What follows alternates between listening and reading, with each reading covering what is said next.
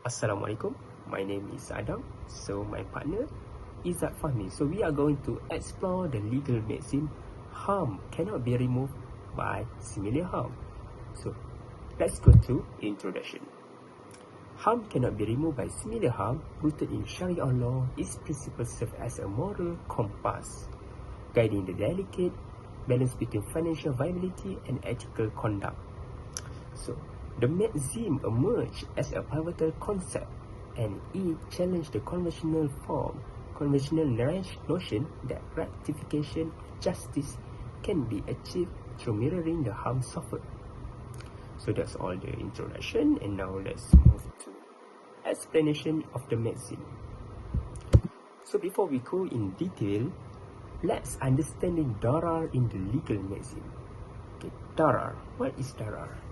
Darar, according to linguistics, darar is the infinitive of the verb dara yaduru, translating to harm, damage, injure, or to be harmful, nauseous, or injurious. Simply we say that it is a negative word that give a bad impact to others. In the context of this maxim, darar primarily signifies harm caused by people, supported by hadith and evidence. Okay, so let's go in detail. Harm cannot be removed with similar harm. This principle reflects a fundamental concept in legal and ethical reasoning, emphasizing that justice and resolution are not achieved by responding to harm with an equivalent or similar form of harm. In a broader context, the maxim underscores the importance of proportionality, reasonableness, and fairness in the legal system. Alright, so let's move to the authority of the maxim. In our Quranic verse, take witnesses when you conclude a contract. The scribe and witnesses should not be harassed. If you do so, you shall be guilty of sin. So the maxim finds support in Quranic verse emphasizing fairness, avoidance of harm, just treatment, and contractual agreement and divorce.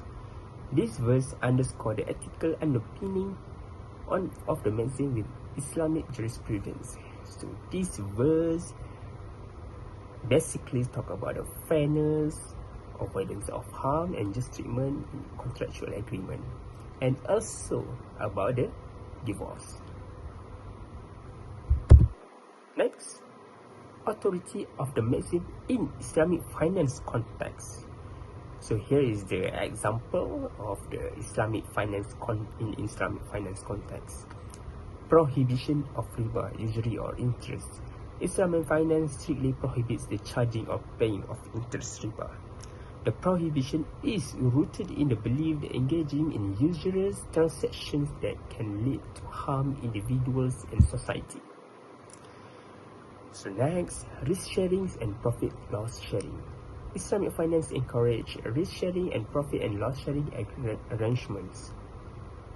Oh yes, so in Islamic finance, the emphasis is on equitability distribution of risk and profit, reflecting a more balanced and just approach to financial dealings. So that's all from me. Thank you very much. The adage harm cannot be removed by a similar harm is important in Islamic jurisprudence. The maxim reflects the Islamic legal philosophy of harm elimination, which prioritizes the harm cannot be solved by the similar harm. There are many examples of application of this maxim. In fact, for example, the first application of this maxim is in health. A strategy for handling medical is to use the axiom that harm cannot be removed by the similar harm. Let's take an example of COVID-19 patient who is in recovery and using a ventilator. The damage has already occurred. It would be inappropriate to disconnect the initial patient in order to remove the harm if a second patient shows up with a nearly identical symptom and a similar prognosis, since the harm cannot be removed by a similar harm. Therefore, in order to prevent the harm, the authority needs here another instead of using the fake maxim in practice. Food supply shortage. This proverb can be used to explain circumstances in which a person or financial institution cannot put the need of another at risk in order to protect their own, as it relates to the food shortage. For example, the pandemic has resulted in a global flour shortage in numerous countries. If someone was at the grocery store and observed that, despite the floor side being empty, a few bags of flour were in another person's shopping cart. In this case, taking someone else's flour would be against the sub-maxim, since the most people need flour to prepare the food. This illustration highlights the significance of harm cannot be diminished by the similar harm in Islamic jurisprudence and demonstrate how the maxim can be applied in a variety of real-world scenarios. According to the Islamic banking, harm cannot be removed by similar harm. This emphasizes the idea that harm should be eliminated, but not with a greater or similar harm. This maxim intentionally restates the proverb harm is to be removed or eliminated.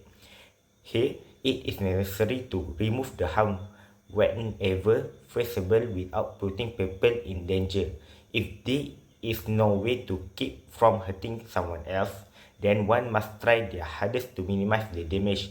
In Islamic finance, a number of maxims are used, such as the following. For the first application of this maxim, which are harm cannot be removed by similar harm in Islamic finance, is in the flow of the sold item. When the sold item develop a new defect while in the buyer possession and later on a second, more serious defect appear, the buyer cannot return the sold item due to the older issue. Instead, he can only be compensated for the flaw. The seller would bear the consequences if the subject matter was permitted to be restored. Therefore, the buyer claimed that the harm removed was unjustified. However, since the damage must be diminished, the buyer is still entitled to demand reimbursement from the seller for any losses resulting from the seller's carelessness. For the second application of this maxim in Islamic finance is in maximum price at which good can be set. It is necessary to protect the right of the purchaser or the public in the current monopolistic environment. It was previously decided in the generation that followed the companion that in case of the market distortion, a maximum price could be set to protect buyer from unfair treatment. Therefore, the greater harm is avoided by allowing the seller to experience the lesser harm. Because the harm caused by an insolent institution is greater than the suffering of a smaller number of employees, a financial institution may be forced to close branches or fire some employees in order to remain in the business. As the conclusion, the idea that harm cannot be undone by a harm of a similar kind examines the ethical dilemmas brought up by the sacrifice that certain individuals may have to make in order to advance social goals. There are many expressions of the ages have been proposed, such as harm cannot be removed by the similar harm, harm cannot be repelled with harm, and harm is not repelled by its like. This is true because it is immoral to remove harm with the harm instead of eliminating harm itself. It can be concluded that eating someone else's belonging is acceptable if it means saving a life that is in danger. Islam prohibits the killing of any person without a justification, not even in situation of caution, because doing so brings more harm than good.